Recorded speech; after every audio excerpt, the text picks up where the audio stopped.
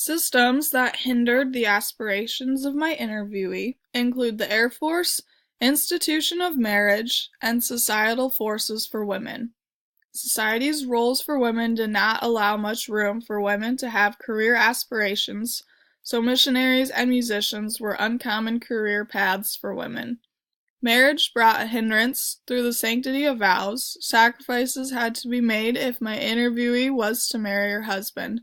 When asked about giving up her missionary dream, she said she was so in love it did not matter to her.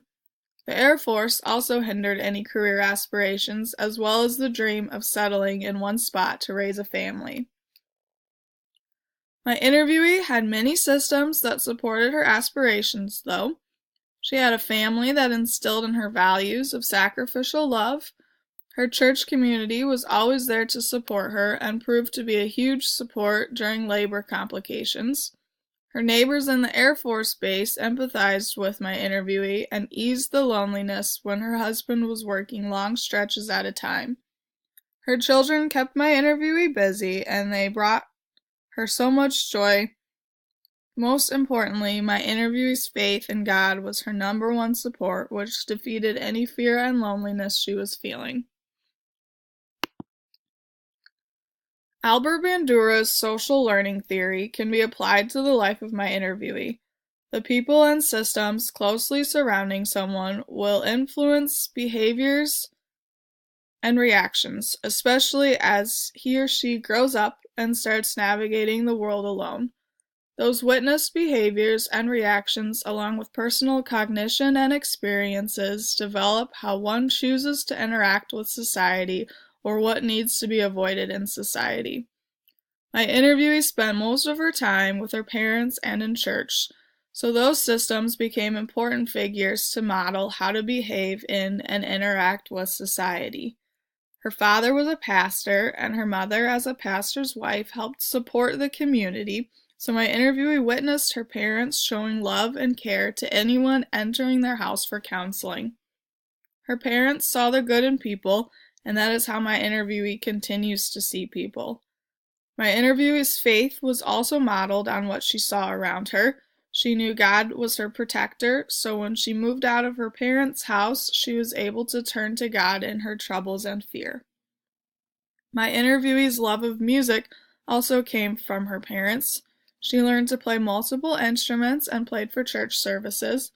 Her husband also had a love for music, so both of them brought that value into their family together. Their kids grew up singing in church and learning to play instruments. Unfortunately, the destruction of divorce was modeled in my interviewee's husband's life, and they had to work through that in their relationship. My interviewee was raised with committed parents, while her husband was raised in a broken family. She witnessed the kind of marriage she wanted, and her husband saw the kind of marriage he did not want. These very different models of marriage helped develop my interviewee's marriage into one where divorce was not even brought up during moments of tension and arguments. Most of the values and views of life and society my interviewee has came from her parents and growing up in the church. These values and behaviors modeled helped my interviewee resolve her biopsychosocial crisis. Erikson's biopsychosocial theory makes sense on paper, but it does seem slightly limited. Erikson's theory is linear, completing one stage at a time, but according to Byers and Seifg Kirk, the first article in my annotated bibliography, these stages overlap and even move cyclically. Someone could be going through stage 5 in adolescence, but as they are working through the identity crisis, he or she may find intimacy before resolving the previous crisis. Maybe that person has a long-term relationship with a partner through young adulthood, but the relationship ends and the intimacy is lost. The person now has to go through stage 6 again, but rejection can impact identity, meaning stage 5 must also be revisited. Rogers says individuals continue to develop their self-identity and form their own opinions, values, and beliefs about the world in young adulthood. not adolescence, unlike Erikson's theory. This happens while being single as well as in intimate relationships. Erikson labeled important aspects of development, but development is too complex and fluid to be placed on a linear scale and specific stages based on age.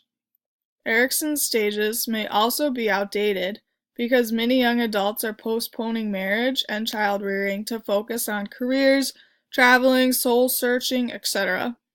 This would put Erikson's stage 6 on a long hiatus and would either extend stage 5 into multiple developmental ages, or if stage 5 is resolved and stage 6 is postponed, a new interim stage is created.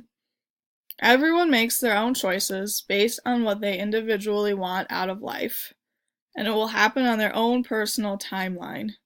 There is quality to Erikson's theory, but adjustments need to be made. My interviewee has had many wonderful and challenging experiences through her life, but it has been a joyful life for her.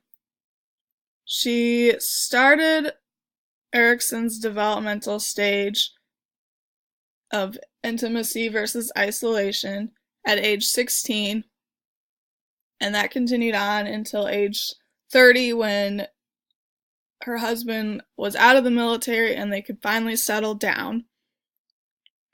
She is now living contentedly in the final stage, stage 8, of Erikson's developmental theory. This concludes the end of my older adult oral video presentation.